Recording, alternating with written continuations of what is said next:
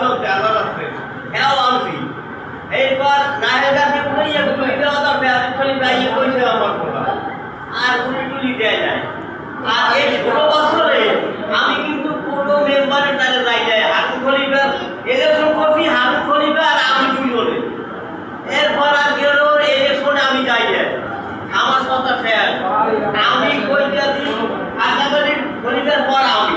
এই কোনো খলিফা আমি কিন্তু এই মসজিদে খাড়াই ওয়াদা করছি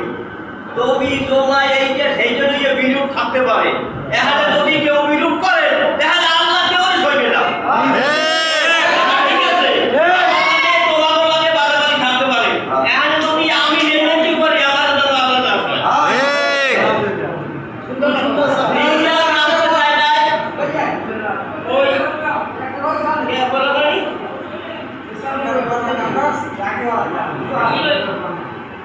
আমাদের এই মেম্বার সাহেব